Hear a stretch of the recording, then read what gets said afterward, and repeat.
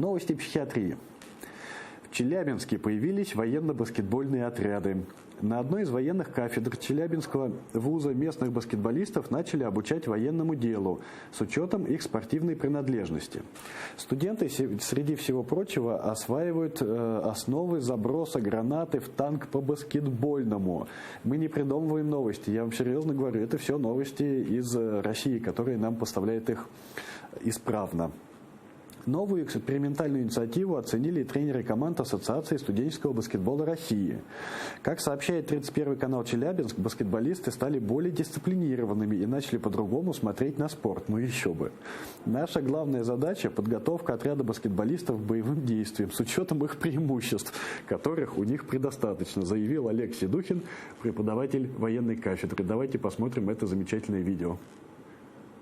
Кроме отработки трехочковых бросков и дриблинга, эти ребята готовятся и к реальным боям. Они готовы победить не только спортсменов, но и возможного противника. В Челябинском вузе появилась военно-баскетбольные отряды. Это новая экспериментальная инициатива, которая учитывает уникальные навыки спортсменов в рамках военных действий. Мне кажется, конечно, помогает, потому что армия – это прежде всего дисциплина. В спорте это тоже неотъемлемый тренировочный процесс, поэтому будет хорошая дисциплина, будет и хороший результат. Меткость, выносливость и сила – вот главное в тренировках. Около часа, проведенного на паркете, только начало обучения.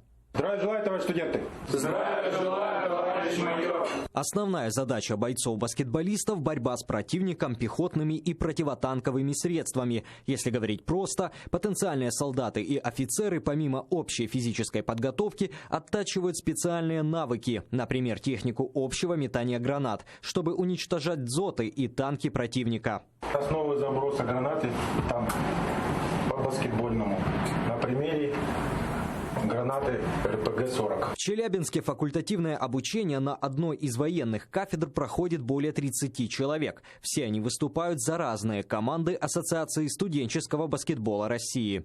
Мы не относимся ни к какому роду войск. Наша главная задача – подготовка отряда баскетболистов к боевым действиям с учетом их преимуществ.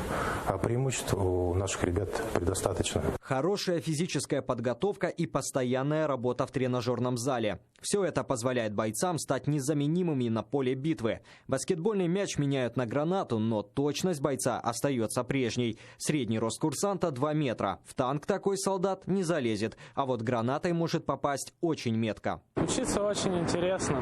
Мы же спортсмены.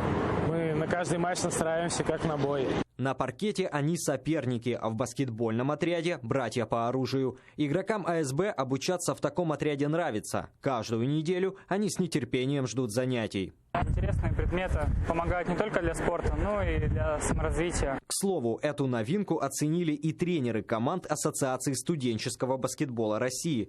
По их словам, ребята стали действовать дисциплинированнее, и некоторые взглянули на игру по-другому. Так что полезно это нововведение не только для армии, но и для спорта. Эффектные трехочковые и данки сверху военные баскетболисты смогут показать уже в октябре. Через месяц стартует чемпионат Ассоциации студенческого баскетбола России. Что-то по лицам курсантов военно-баскетбольного отряда мне не показалось, что они очень уж рады изучать основы заброса гранаты в танк по баскетбольному. Парни хотели в баскетбол поиграть, а тут выяснилось, что им надо ехать Донбасскую землю удобрять. У нас есть